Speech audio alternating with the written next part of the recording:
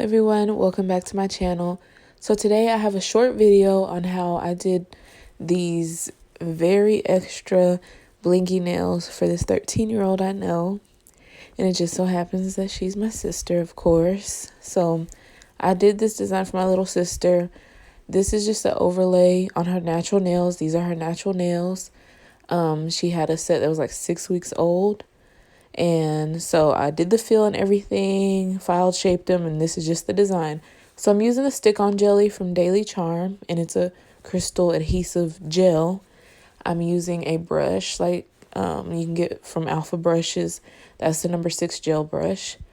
And my favorite no wipe top coat, or whichever one I prefer. This one's not my favorite. It's just what I have at the time. Not to say that it's bad. I just use a lot of different gel top coats. Now, this application is a little different than what I usually do because I'm applying the gel, the crystal gel, to the entirety of the nail. And I'm making sure I have enough on there for it to sink, for the crystals to sink into, not be completely covered, but so that the edges of the crystals are kind of prong set into the gel. We're not going to cure that crystal gel, and we're going to apply our top coat and just float it over. And you don't want to apply too much. You might want to practice. And after you do that, go ahead and put your crystals where you want to put them. Now, I would only use this technique personally for a design like this if it's scattered or kind of waterfalled or ombre, where you have a cluster at the top that kind of gradually fades out, because it can be very time consuming to go in and seal around the crystals with a tiny brush, as I usually do. And I actually used to apply crystals like that all the time when I did any of these designs or those waterfall ombre crystal designs. And that's it just made me not want to do them often because it was so tedious. The reason I would do it because, one, I always secure my crystals or seal around them with top coat after I apply either crystal glue or a resin, which is kind of like a, for layman's terms, like a super glue on the nails, nail glue. Either way, I always like to seal around with a gel top coat. That way hair doesn't get stuck in there. They don't come off easy. So going around each individual crystal just takes a lot of time, and you can get real impatient, especially a design with all 10 of them like it. I'll become impatient with just doing one, sealing around each stone and kind of going through there like it's a labyrinth. It's too much. So with this, we're applying our crystal gel first. We're leaving it wet and applying our top coat on top.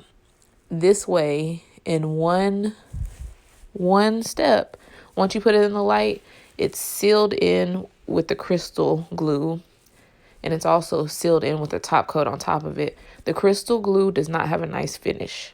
It doesn't have a shiny finish. It's kind of matte, streaky. It's not like a top coat.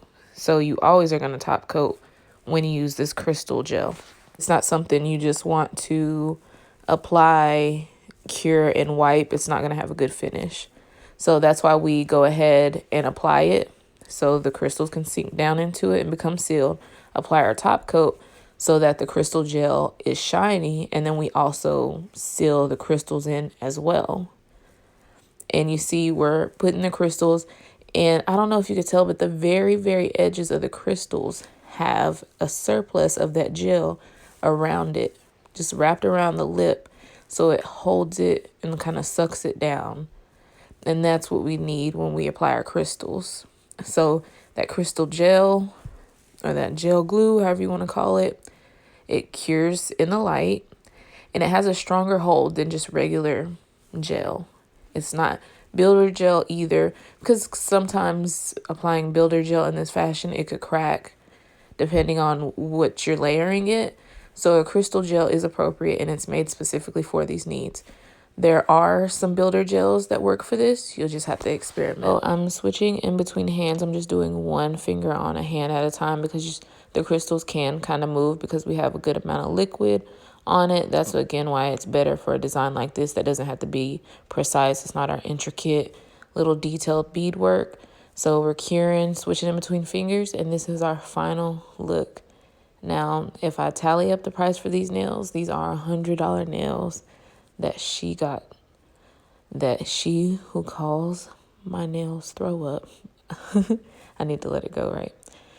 She got these $100 nails, so, you know, she's fancy. And it's really not probably her style to have these sparkly blinged out nails, but she let me do them.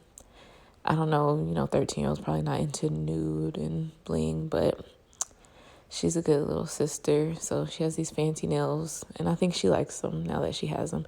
But anyways, go ahead and like and subscribe. Bye.